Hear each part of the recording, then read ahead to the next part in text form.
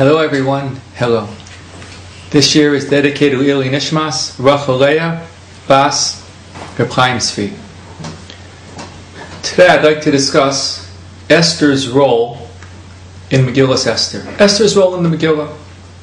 Obviously Esther plays a major role. And this shir is largely based on part of a sikha I heard many years ago from my Rebbe, Aaron Lichtenstein Shlita. He said much more than what I'm going to say, what I want to present now, Bez Hashem. But most of what I'm going to say now, the kernel of the idea, and much of the idea, is based on the sikha which he gave. And it goes as follows. When you read Megillas Esther, it's very, very striking. Very striking. It's actually very strange. We've discussed strange has two meanings. There's strange as in weird, and strange as in striking. The Torah is not weird, but sometimes it's striking.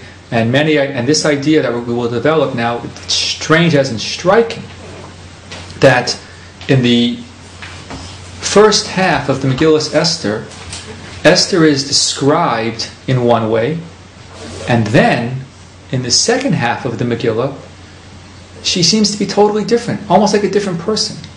And we have to first we'll see both ways, and we have to understand what happened. So here's the idea. In the first half of the Megillah, in general, Esther is presented as a follower, and she's passive, and she's a pacifist, not overly inclined to get involved, and even, and this is a strong word, but this is the word which Rav David Feinstein Shlita uses in his Kol Dodi Haggadah, somewhat apathetic. This is Esther in the first half of the Megillah. Let's see how the Megillah presents Esther in the beginning. So how is Esther, for this year, oh by the way, for this year, it'd be better if you had a Megillah with you. I think it would be helpful. So in this year, how is Esther introduced? How is Esther introduced?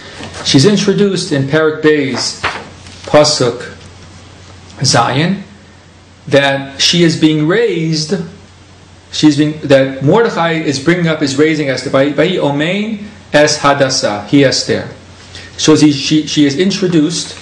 Esther is introduced as being raised by Mordechai, obviously in a very, very passive role. She's the younger, being raised by Mordechai. Okay, that's obvious, that's straightforward. Later, a few psukim later, in Pasuk Yud Aleph, so Esther has been taken to be presented to the king, to maybe be chosen as his queen.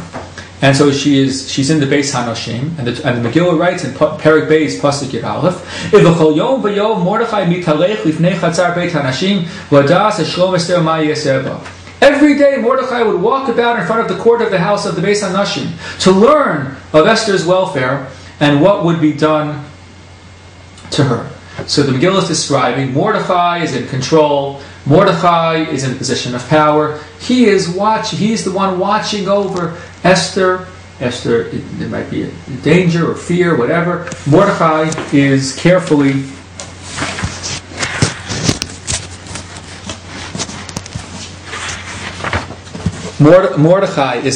watching over Esther. Esther again is presented in